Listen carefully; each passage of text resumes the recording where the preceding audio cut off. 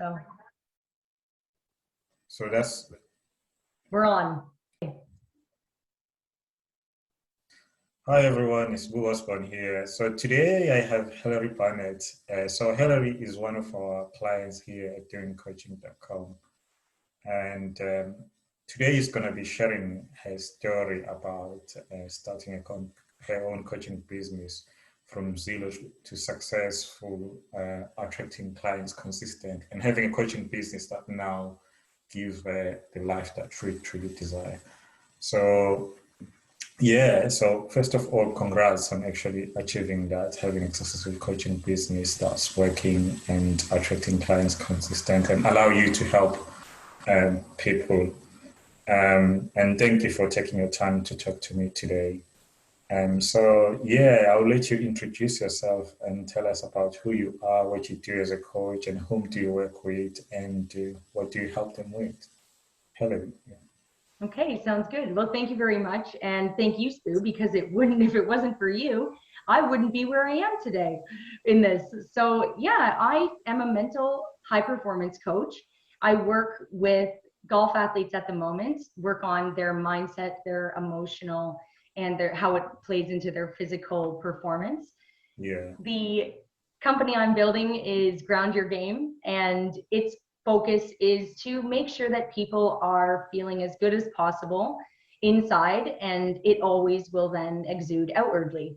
So I do that every day. My background is in health science. I have a bachelor's degree from Western Ontario. I'm a Canadian. Yeah. And so I was there for 4 years and minored in health science specialization. And so we did a lot of socioeconomics. We did a lot of things like health policy. We did a lot of behavioral science.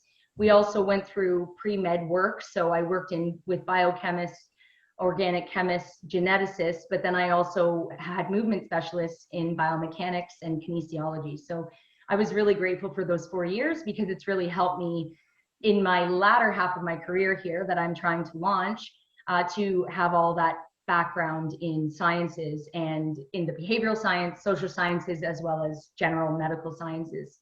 Wow, interesting. So yeah, and so with that, I was in the business world. I actually, after I graduated, I took a post-grad in human resources management because I was really interested in organizational development. I was used to seeing and interacting with people in my program, and I really enjoyed that. It made me tick. So I thought I should understand HR, and I thought HR is everywhere and it's a part of making sure that it's taking care of people. So I thought it would be a good add-on to my career education before I went into the workforce. Awesome. When I got into the workforce, it was 2010, and I was in recruitment. So I was a contract liaison. I did a lot of work with working one-on-one, making sure people were paid. And it's interesting there, you see the stressors of people on contract that their payments are late or not. You learn a lot about life just through finances. So that was an interesting thing that taught me about human mental health. My own experiences in athletics, I was on the golf team for 2009 and 2010. So the sports aspect of choosing golf, SPOO helped me niche down to that location, starting Ground Your Game. So would you say is that what led you to choose golf? I mean, to coach, to focus in that particular field of coaching, like in that. Certainly. Yeah. Okay. Yeah. Certainly. Now, because golf also was something that I was taught at a young age, and it was really helpful to get me outside and exercise and meet young kids. It even got me to meet and interact with older people. It taught me lessons in honesty, in trusting people, humbleness, not being the best at something as easily. Golf is a little bit of a difficult sport. Moment to moment, you have to be pretty light to play well. So it taught me a lot as a kid. And then I thought, because I played so many competitive sports, and my parents, I have immense privilege in terms of being never denied access to a sport I wanted to play or music that I wanted to play. So very, very lucky. And with all those things, golf was with me all my life, really, since I was about 8. And when I went to school, I thought, you know what? The best high performance that I can teach is at the highest level that I played. And because golf is such a mind game, I thought then that's a win-win. Okay, so So, and I yeah, love golf. so yeah, you are known as a golf high performance coach. Um, so which is great to see. I know I haven't met a lot of those golf high performance coaches. So yeah, which Good for me. um, yeah, cool. Wow, that's an interesting background that you have there. So it goes back all the way from since you were a kid. So that's something that you've pretty much been doing for your entire life. So it's like Yeah. your experience, like your life experience, your journey in a way. Certainly. Okay. Yeah, and I learned from a lot of really good girls at a high level. When I tried out for the team, those girls were #1 in the province for 5 years running, and that was good. I didn't know that at the time because I might have been a little more nervous. I Yeah. went out because I missed the team atmosphere and how well it kept me aligned with my goals that were for my best self. You know, you can get really distracted in school. So I saw how important it was for youth to have that, and that, you know, young adult stage 2, as well as then into adulthood and even beyond into retirement. So even if golf isn't played at a super competitive level, I love working with people that wanted to have high performance at whatever level they're at. Yeah. And so I have a lot of people that are passionate about being outside and being with their family in those settings, and also with their friends. So golf has been, yeah, I didn't realize actually how much golf was impacting in a positive way for me until I really started to speak to other players and realized, like, wow, actually golf is pretty powerful. Awesome. Yeah.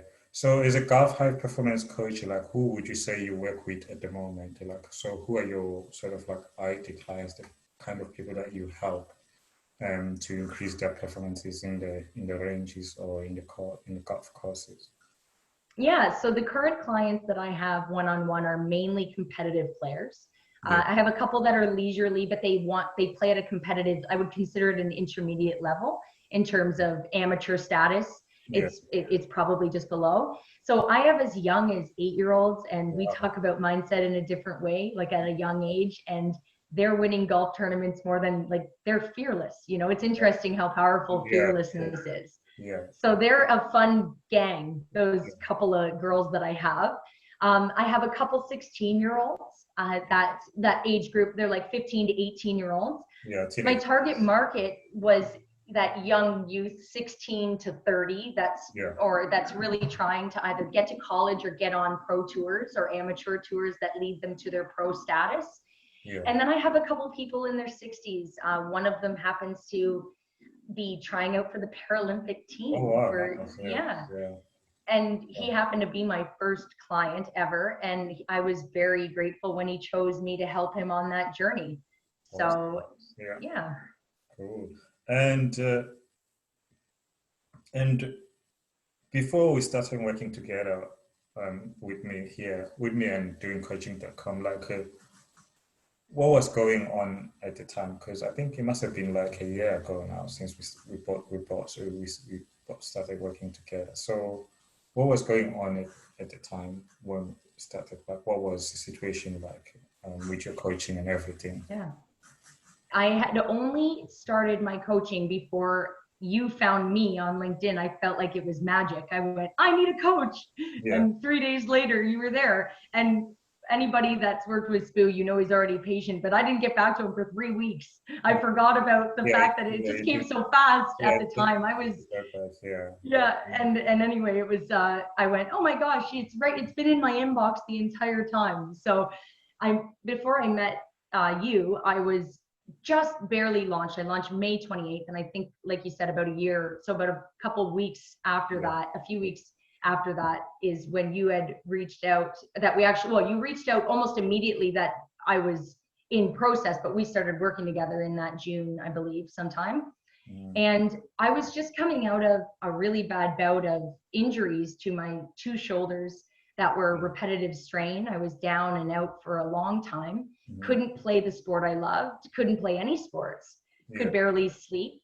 This was about a year before I met you, but what it led me to was I realized I was working way too hard in the personal training realm, and I was working a little bit too hard into the point of burnout in my physical body. It was telling me to take a break.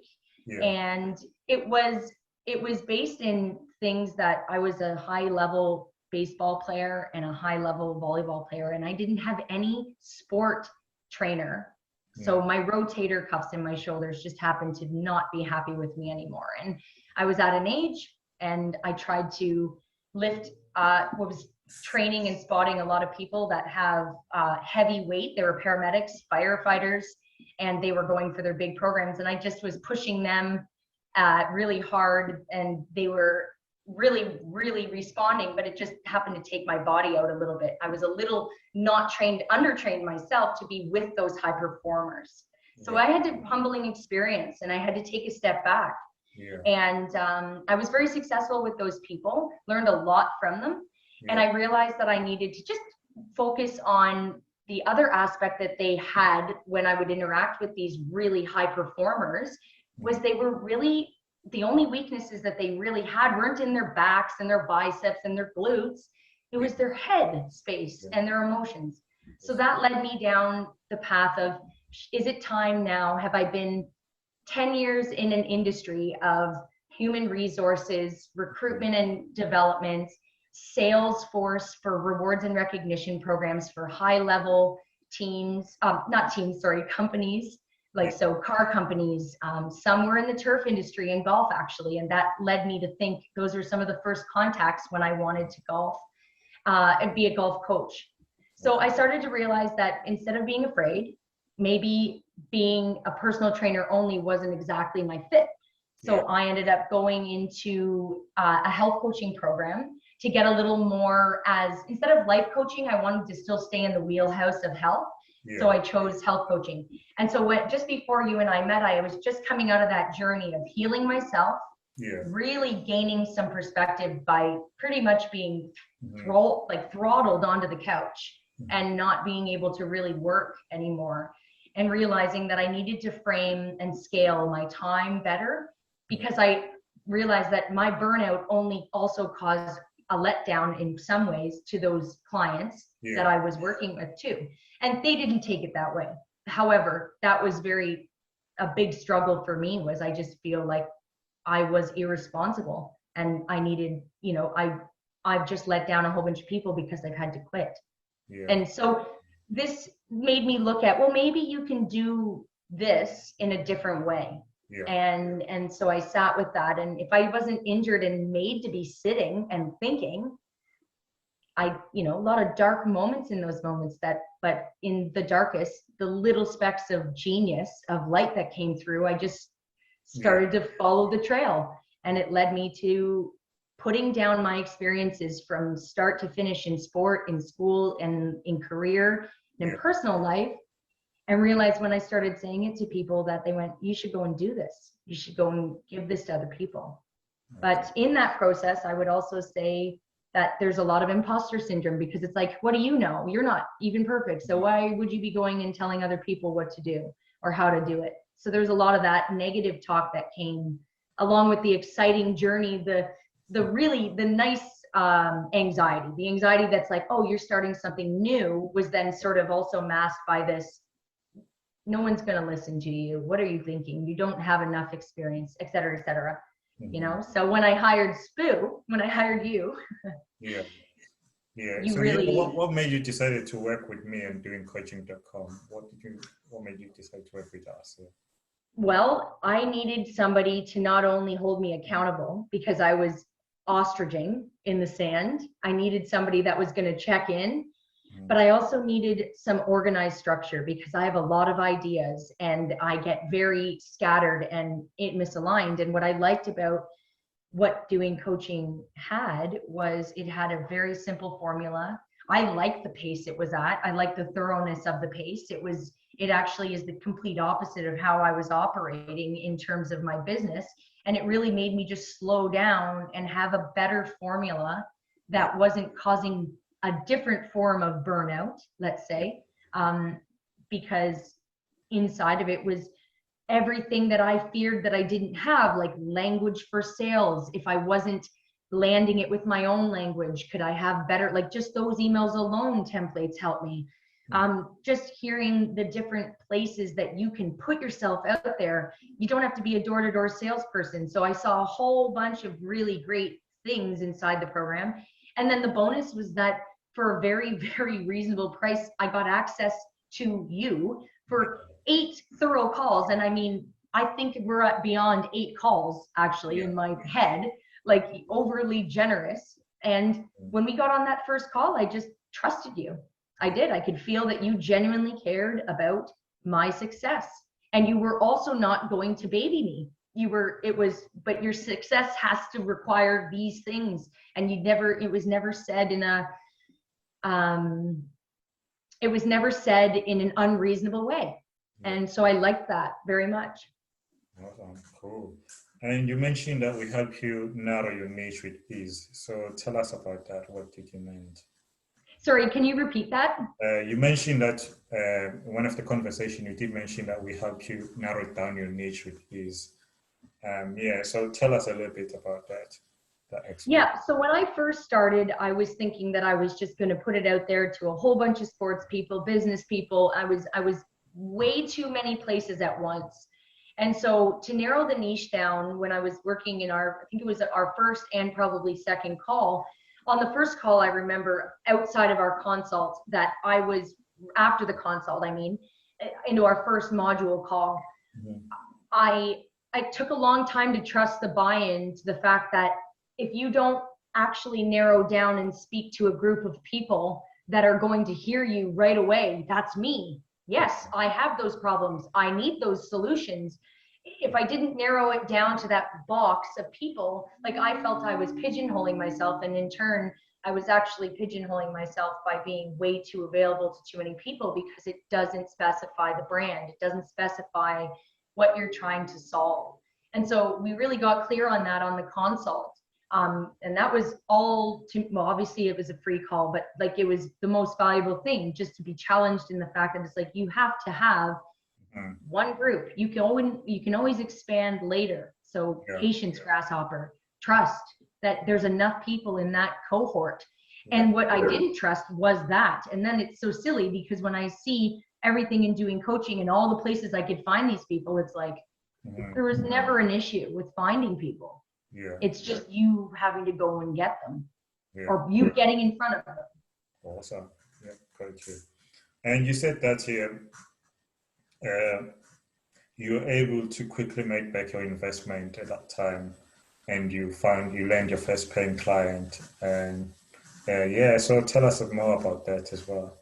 Yeah. So I had maybe 3 calls, and some of them were really definite maybes. They ended up coming on for small consults later, but my first client was like within the very first outreach I did, I gained the person that was trying out for the Paralympic team that wanted me. Like he was the first guy, and he trusted me. He trusted me because of the structure of how I laid out the content of the program, which is something that I had skills for in the past, but I'm long-winded. So it structures it in a way that was better from your examples in the program that were clear, concise. And from there, it was just a matter of being able to be okay with no's and waiting for the right people. So that first client came so fast, it was like an energy surge. It's like, oh, somebody believes in me. I can do this. And it's amazing how one yes really shifts everything. Awesome. Yeah, it does. The first paying client, you just shift, it give you that momentum, doesn't it? Okay, you can do this. And how long, since we started working together, how long did you land this first paying client? How long did you say it took you? It was inside the first 3 weeks that I had him. And the only reason it was 3 weeks is because I was dilly-dallying on taking the calls. I was booking them like 2 weeks ahead instead of just booking them in the week I was in. It was my own fear. It would have probably happened in that week of doing it. It was me delaying. It was, sure, I can talk in 3 weeks, or I can talk in 14 days. It's like, I think on our third call, you said, why aren't you booking them for the same week? It was like, I don't know, because I'm terrified or something. So it was within the month I was already landing people very interested. And like I said, it would have happened sooner, but it was my own breaks. Yeah, gotcha. Yeah, and then since then, you've been getting clients consistent, and then your coaching business has really been like solid now. So roughly, how many clients are you working with at the moment? And how many clients have you worked with since, let's say, like since January this year, since January 2021? So, Yeah, what, so in this 2021, I don't know if it's because people are virtual businesses soaring, people are comfortable online more, there's more access. Obviously, we've all had a bit more time to be doing it, but mhm, there's been 8 to 12 clients within 2021 that have come on board for their seasons they're either in finishing, yeah, as some people don't have winters, so lots of them are playing year round.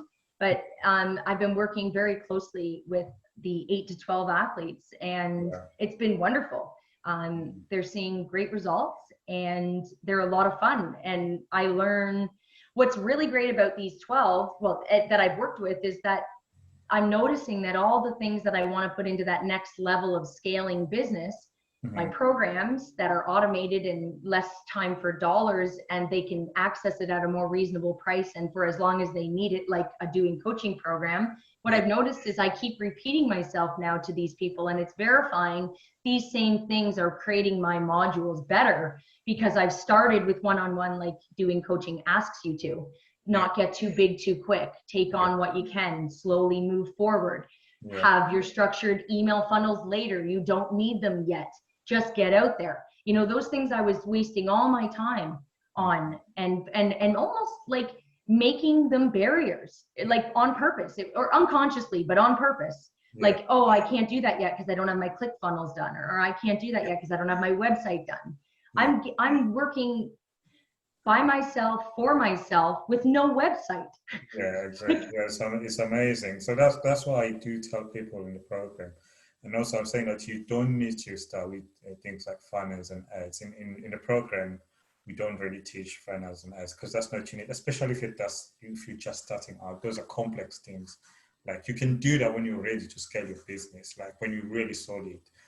Like now, when you're looking to scale now where you are, then those are the things that you can sort of like look into get into them, but not Yeah. initial at the beginning. So I do emphasize that on the program, and I do tell people a lot of time, even on calls, like when I meet people, I do tell them that it's very important. It's good that you mentioned that, and then also you said that it's at 12 clients now.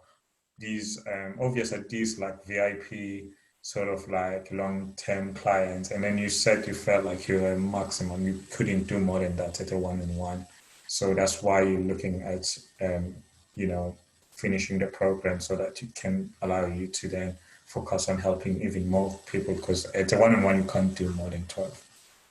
Yeah, if I were to try to double this business and get to that first goal that you and I have set, that 6-figure mark, if I had to take on another 12, I wouldn't have the time and space and energy for me and them.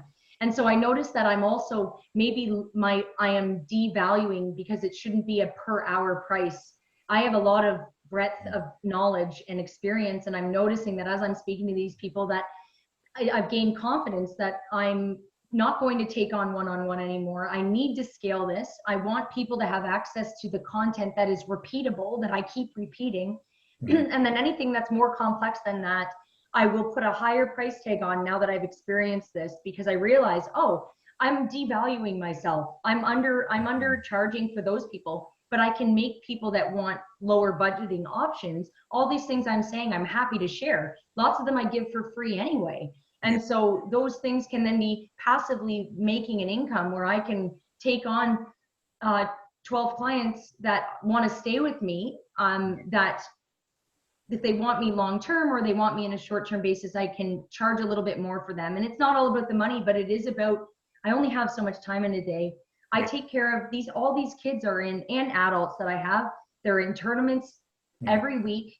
So if I was their full-time VIP, real VIP mental coach, I'd have to research every single golf course that they're playing, the yeah, yardages they play from, where we're going to take them for the 18 holes, what are they eating beforehand, how are they handling their caddies if they have caddies. I have to manage them too. So it just started to add. I noticed how much of business that I wanted to give to people, but I just don't have that much time to give. So I was getting close to a burnout. Like I said to you, is you're right. If I had to double my business by just being me, I wouldn't even get to that 6-figure mark, and I'd have 24 people a month that I'm in touch with. So I want to be able to have 2,400 people that I'm in touch with that see me like on tech, on a, film real high content that then can scale better so that I can give more energy to the people that want to invest in my undivided attention. Yeah, that makes sense. Yeah, obviously, yeah. Obvious one-on-one is just starting point. Obviously, if you're just starting out, yeah, that's what I advise in the program as well. That's what. So, but it gets to the point where you can only take so many people, because otherwise, once you start to take more, then the quality of the work then start to drop. So that makes sense. So that's why now you're sort of like shifting, moving to the program, so that you can then be able to help even more people. So yeah. Yeah.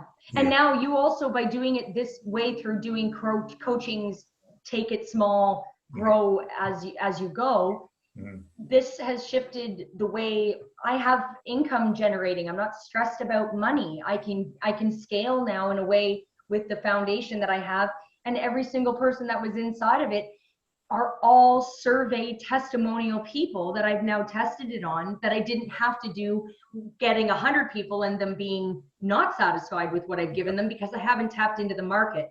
The other thing that always helped was at the beginning, you were asking me to survey people, and I still use that survey on a regular. Not that many people will just click on the link, but my survey gave me a lot of good content that affirmed what my clients, as my client list grew, excuse me, gave me as well. So not only does the system make you slow down and take things really one thing at a time, but it also then shows you how you already verified the next step just by being out there that way.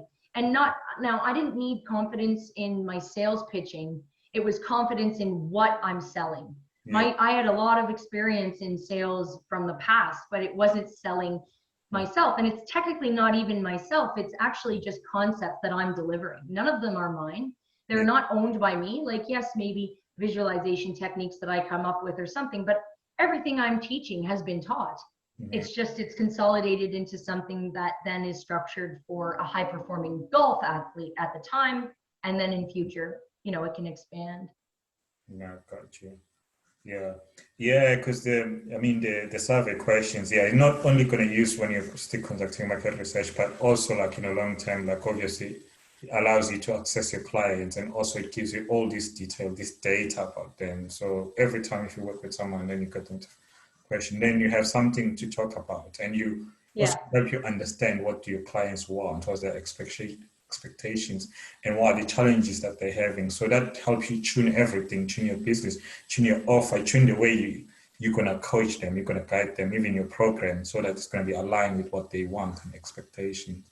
And also, as I said, give you things to talk about when you're making your content. You made a great line to me actually when we were on that call about all that you just said. It's, Hillary, you have 1,000 things that they need, but you have to sell them what they want, and then also give them what they need. But you can't do one without the other. You can't start with what you think they need, because they have to buy into what they want first. And two. So I remember you saying that on the call, being like, focus on their wants and give them what they need inside of it alongside their wants, and you'll be fine. And that's true. Awesome. Yeah. Cool. And then you did, in one of the conversation, you did mention that the program gives you a lot of options when it comes to client attraction strategies or marketing. Totally. Yeah. And then you said that it changed the way you were marketing your coaching business. So tell us more about that. Yeah. So in the beginning, when Spoo and you and I met, it was, I was maybe under 1,000, under 500, I think, people on my Instagram at the time. And you said to me, Hillary, they don't know you're a human. They need to see you. They need to hear you. And, like so simple in my head, but there's that block. It was, so getting on social media in a more brave way, let's say, like get out there, show that you're a person, they're not going to just pay for your concepts. They're going to pay for you to teach them those concepts and hear from. So if you don't put yourself in front of your business, how are they going to buy into what you're doing? So the trust factor that it taught me, you have to show yourself way more often, not necessarily a lot. You didn't say I had to do it all the time, but I did have to have some content that says, and they can hear me, they can see me, they can understand, not just read what I'm saying, and to actually build trust in me. So that human connection, I wasn't doing well. And so that was a really big factor. So I expanded from my little Twitter and my Instagram that was just starting. You were encouraging me to put my face, change my profile on LinkedIn. It was time. You have to tell your old colleagues who you are, like get that up and running. So that was another big one, and getting into groups on LinkedIn and expanding into those networks of golf networks inside those things. Facebook groups, you wanted me on. I was reluctant on Facebook because I was already on Instagram, working on Twitter and trying to get LinkedIn, but I knew obviously Facebook was another big one. And then growing your email list of people that you can then outreach to later, or give some sort of update. I slowly did that. I started that in more at the end of 2020, more than the beginning, because I was so focused on those other platforms and just putting some content out there that made people buzz. And from those, just that alone, outside of cold email in LinkedIn or something, or warmer leads, if I could find some people that I knew, it was endless. The people that even just posting something, I would get a message from somebody. They may not have liked what the post said or commented on it, but they got in touch. Yeah. So I was making assumptions that clickbait of how many likes, how many comments, how many people are actually engaging didn't matter. The right people, like you said, only 3% are going to purchase in that moment. So you're talking to 97% of people that may resonate with them, but they've just made you may never know that you made something resonate for them, because they'll just never buy into what you're specifically doing. So the program also showed me to not take it so personally, like chill. Like if this is a numbers game as much as it is a marketing what you do well game, and just to be patient, and it'll come if you show up on those sites consistently.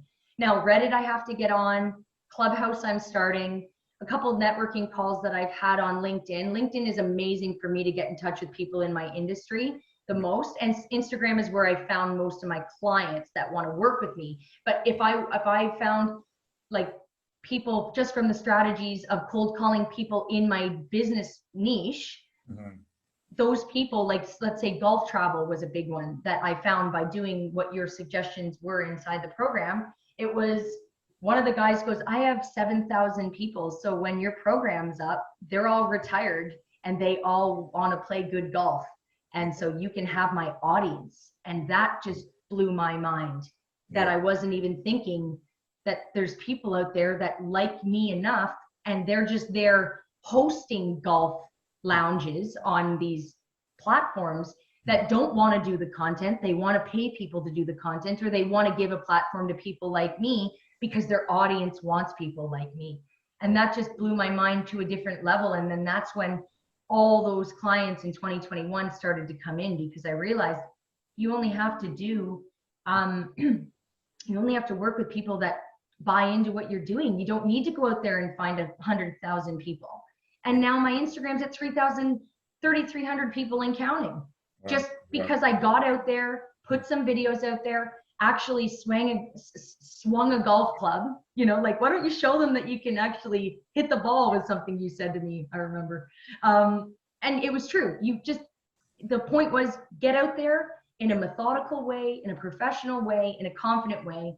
You build it, they shall come. Yeah, I do remember talking to you about it, because your profiles, like your Instagram profile, were not even on your name. It was just like your friend. Both LinkedIn and Instagram. Yeah, so I was like, you need to be a human, like, so that when you have someone on LinkedIn, then you need to see that they're talking to another human. So if it's just like a sort of a brand, and then they don't know. What a concept. You have to look alive. Yeah. Yeah. Awesome. Cool. So, okay. So we kind of So would you say that most of your clients are coming on Instagram, on the content that you do on Yeah. Instagram, on reaching out, and mainly Instagram and LinkedIn?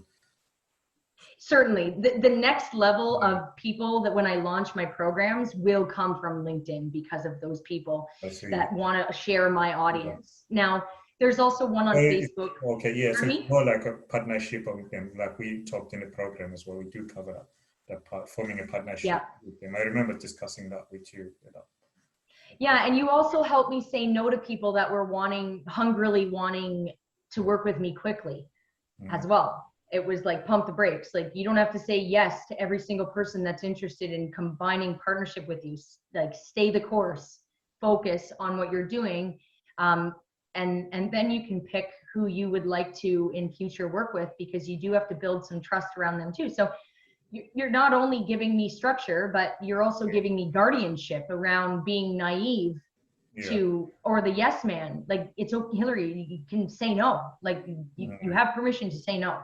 yeah, And so there was a lot of blocks, like anxiety around saying no. yeah. And I remember Yeah, it I was like, I do think it was like remember. call four. Yeah, I We were do like, remember. Yeah, I do remember we talking about that. Like you said, you've already agreed, and I just tell. Then I just said to you, just tell them that you can't do it, like because it's. yeah, I mean, it's not helping to what you want to what you really want to do as a coach. Like, yeah, yeah. And yeah, I would have been roped into a whole bunch of things that were going to waste my time and burn me out again. So yeah, it was like you were right there, mm, being able to say like, absolutely not. That doesn't, you don't need it. yeah, You weren't meaning it in any way that it was just a business no. Again, it's not a personal no. It's yeah, absolutely not scaling inside your business right now. yeah, So I value that. yeah. Cool. And would you say that this coaching business now is giving you the life that you really desire in terms of finance, income, and also allow you to do what you love and passionate about, and also helping other people at the same time? Certainly, Yeah. certainly. It gives me energy to see what I give to people that actually Mhm. listen inside my programs and their families are changing. You know, like hearing stories where, and again, like my life is totally different. My mental health is better. I wake up every day with my own schedule. I don't work that many hours a week. Yeah. I do like with my clients, but I'm meaning like outside of that, Mhm. it's keeping me in a space where I get to set those schedules. And with, you know, Calendly or any sort of calendar that I want to work with, like keeps that structured and organized, and I just know when it's coming up. I don't wake up with anxiety in the morning because I'm doing what I want to do. I notice my energy's up. I don't get drained on calls per se because I'm excited to hear what they're doing and I like what I'm teaching. So Yeah. all those things that I used to teach people inside just one-on-one personal training sessions, that we talk about their burnout because they didn't like their job, it was leading me down the path of, well, maybe I don't fully love my business job and I don't love my personal training job, but if I can merge these things together and kind of do it my own entrepreneurial way, maybe I will like it because I love what I'm doing. I'm just not feeling like my energy stays up. And Yeah. as soon as I did coaching and got over my fears, I don't have that stagnation, that heaviness when Oh, I want to get to work. I'm happy to open the laptop mm, and get to it. that's great. Awesome. Yes. And then you did also mention that the clients that you're working with, they're getting really good results, which is also, you know, make you keep doing what you're doing. So tell us more about that. I mean, one of the clients was somebody who was trialing for Paralympic here. So tell us more about your client's results and that particular Sure. as well. Yeah, it's so funny. I still think it's amazing that he was the first person that trusted me. Yeah. And he was in a pretty vulnerable state when he came to me. Like I met him in 2020, right? Yes. So, but in 2019 of December is when he had an amputation. So it wasn't Yeah. that long. It was like vulnerable 6 months in.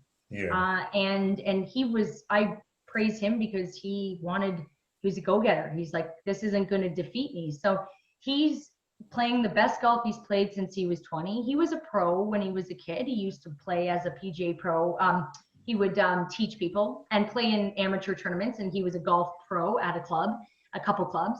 Yeah. And he wanted to channel his young self into this next stage. And, you know, it happened in such a way that we were able to get to the bottom of what is it you're looking for now that you're feeling injured and maybe not fully there. And I don't mean that as a joke. I mean that like it literally changed his, he looked down at his leg and it was like his image of himself shifted. He told me, you know, so this guy is playing, he's winning events at his club.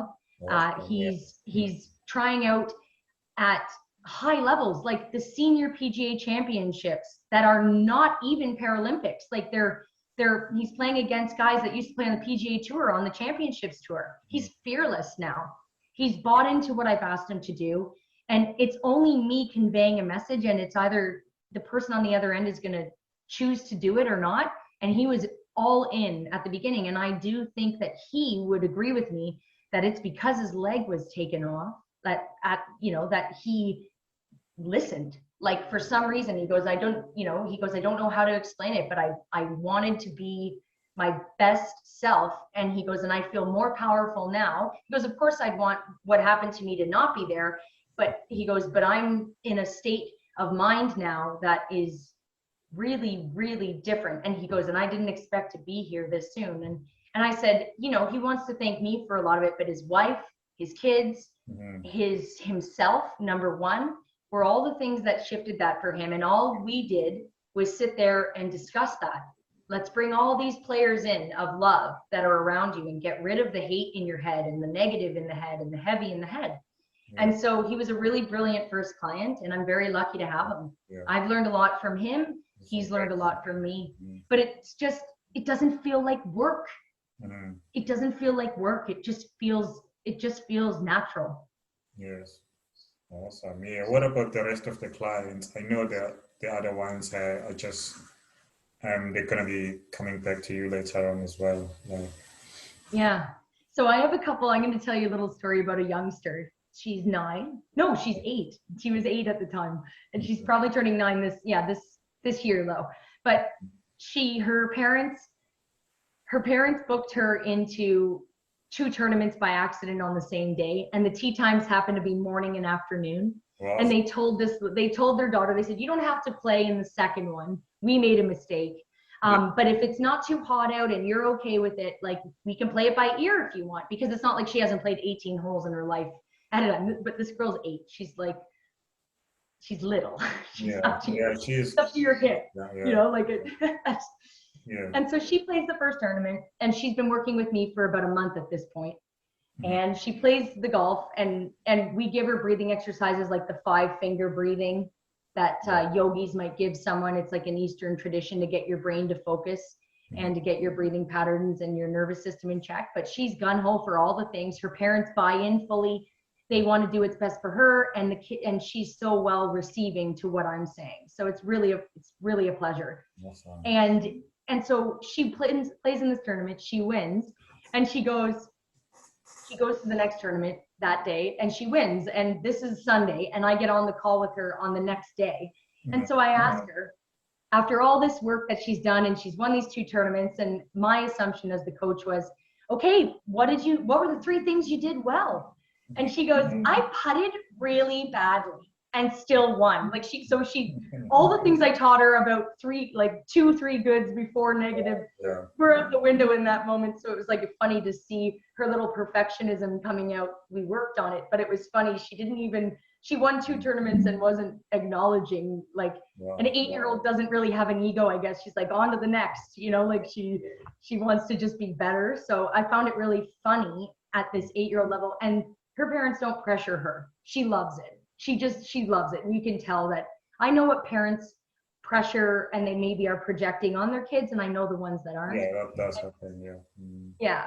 And so it's actually interesting too. I was thinking of making a parenting program inside a junior program, so that all the things I would say to the parents on a regular basis as well, because I find myself repeating myself, then I could give that for free inside their little kids junior program, so that we're on the same page. Because when I've had instances where the parents I haven't given them the right structure. It's on my end that I haven't given them the structure of what I'm doing completely time by time. And then they're saying things that their belief systems have, and they're misaligning with what I'm trying to teach their kids. Yes. And so then we into agreement, we have a call, we sit down and talk about what those things are.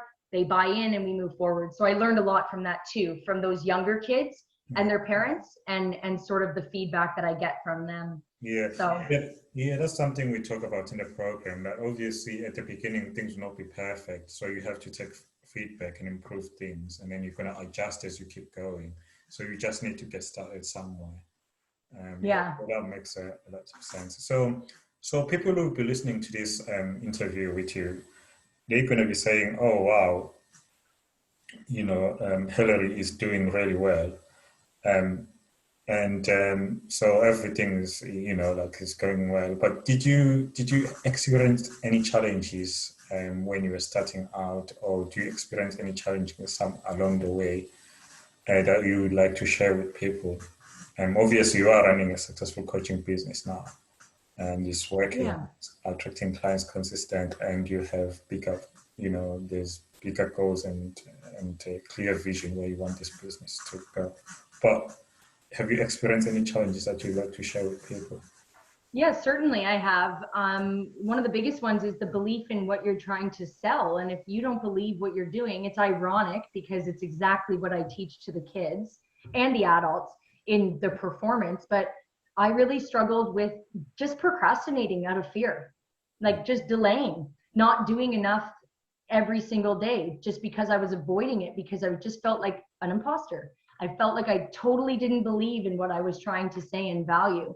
And it's silly limiting beliefs. And when I would go back and listen to our talks in the modules, even, it was present, like it was like resistance sitting there, and yet you would ask me why it's there. I'd know the exact answer to why it's there. And it's like, okay, but little less talk, a little more action. Like you have to action. You can't think this anymore. There's no more thinking to do. So I would get caught in procrastination loops of avoidance, or I would put personal problems as the excuses. Oh no, I don't have time because I've got this going on. And yes, personal stuff is important, but this is personal too. This Yeah. isn't not personal. So it wasn't in the same category for a long time after I had experiences with a few. Another example of struggle would be when I'd have bad sales calls. It didn't happen often, but they would be carried further, and I would place more emphasis on them than all the ones that were good. And good doesn't mean they bought. Good just means we got somewhere on the call. I had good language on the call. My language was better. They really did take something away from it, but they didn't see any value in coming into the program. But those types of things were really hard on my ego. Like I put it really down on myself about where, not because I expected them in an arrogant way that they should be in the program. It's just, you can't change people. They're either ready or they're not, and you have to move on, So it was, or if I wasn't really as prepared because the sales call didn't go as well, asking questions that I should have had the answers to already by doing a little research. Little things like that would deter me, and then I wouldn't book calls because I was afraid to do it again, instead of just shift the behavior and be prepared. Yeah. But those were big ones for me. Yeah. The excuses are endless, I find, when you're starting as an entrepreneur. That voice gets louder and louder the closer you get to where you're going. You're the one that is telling you to try to protect you is the one that's actually holding you back.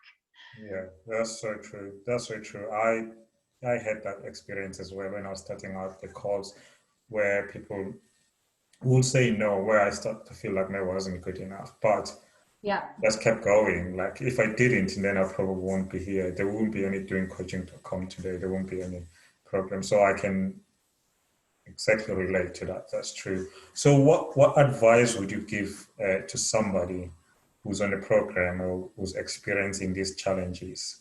Maybe they feel like they don't need the certain things within the program, or maybe they feel like, like. So some advice that I would give to people that are inside the Doing Coaching program are from my own experiences. So take what resonates, leave the rest. But a big one for me is fear-based decisions. Trying to not make decisions in fear of failure or fear of the unknown, and being willing to have the courage to put yourself out there and get through some of that negative self-talk that might come up that limits you and doesn't allow you to thrive. The other advice I'd give is it's similar in terms of delay, but it's don't procrastinate.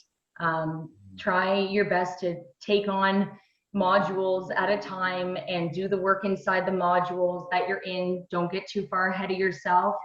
And it's best that follow exactly the formula that's there. And if you trust the process, I'm a walking example of it working, you know, so it gets you clear on your brand. It gets you clear on what you're selling and how you're selling. And I would say don't delay. Don't waste time being scattered and skipping ahead to module 6 and things like that either. Just follow it 1 through, what are we at? Module 8 now, or module 7 or 8, you know, so module 1 all the way through, and you'll be consistently making, you know, an income that could allow you to leave another job and build the business and expand it further.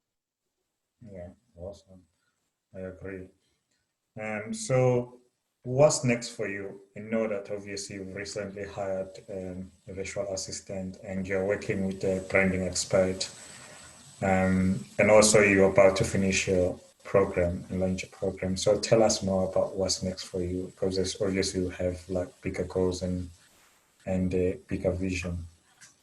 Yeah, well, with a little bit more free time with those 3 avenues, you know, the support coming in and having a good solid income that I don't have to stress about, plus the program being launched, the next steps will be doing podcasting and getting a little bit of exposure. I've done a couple podcasting interviews myself, but I'd like to start my Ground Your Game podcast that I host people online, and I've got a little bit of experience of being on the other end, being interviewed, but I'd like to be the interviewer. I think that's a next step. And then I would like to try to hold myself accountable to putting some pen to paper, make a good size practical book for golfers. And then in the future, it would be good if the brand expands into the athletics, the artistic athletics, and potentially into other sports. So I'm going to do a lot of inspiring writing during the Olympics this year and the Paralympics and see what that looks like. And then maybe my next stream will be that this expands outside of golf.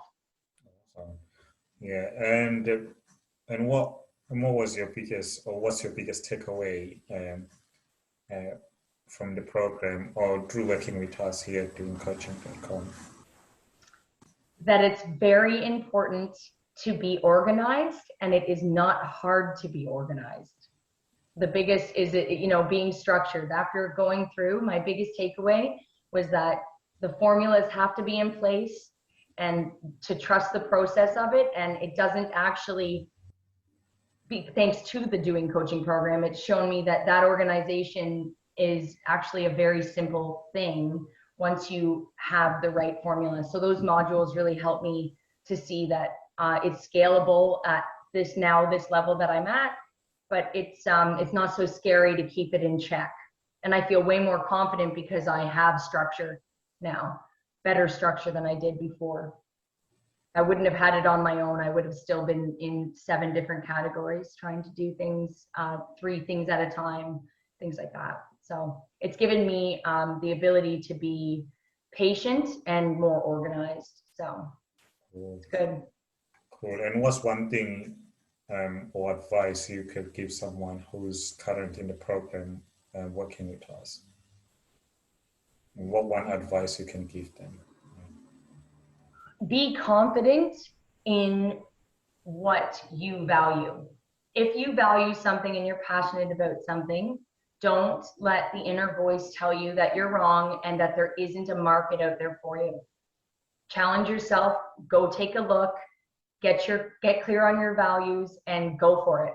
You know, really listen to the gut instinct. Don't allow fear to come in. Cool, awesome. And what would you say to someone who's sitting on a fence about joining the program or working with us here at doingcoaching.com? Maybe they still want to somewhere else or compare and stuff, or they're just thinking about it, they haven't come to the decision yet? Yeah. Well, overanalysis into paralysis is one of the things my sports coaches used to say. My schooling teachers used to say. You will always sit on sputter. So either say no or say yes. And I would vote say yes, because if you're still sputtering, it's likely because you want to say yes and you're just afraid. So I always come back to, fence sitting is not going to change your present moment. You're just going to continue to spin out. So, and where can people find you to learn more about you? Let's say somebody's watching this interview, they're probably into golfing and they feel like they need a golf high performance coach or sport mental performance coach who can help them. So where can they find you? Yeah, so currently I'm on Instagram at Ground Your Game, and on Twitter I'm at Ground Your Game and the number 1. And on LinkedIn you could look Hillary Bennett and find me. You'll see I'll be on the top list of people inside LinkedIn. And then I just bought the domain thanks to Spoo yesterday, so I'll be on groundyourgame.com very soon and groundyourgame.ca. Okay, awesome. And how, if they, obviously they would know how to spell Hillary, but maybe your surname, when they search on, when they want to connect with you on LinkedIn, how do they spell that? Can you spell your surname quickly? Yeah, so you could, as you can see on Zoom here, you could do Ground Your Game Golf High Performance and that would come up pretty quick, or you could spell my name Hillary, and my last name is Bennett, Bennett, and you will see my face come up, or like I said, you can do Ground Your Game Golf High Performance and that should come up as well. Awesome. Well, Helen, thanks a lot for taking your time talking to me today. My pleasure. Yeah, and I know it's only a matter of time before you hit the 6-figure with everything that's lined up and planned. So I look forward to talking to you again when you get there. Thank you very much, Spook, for all your help. I wouldn't be here without you. Awesome. Thank you.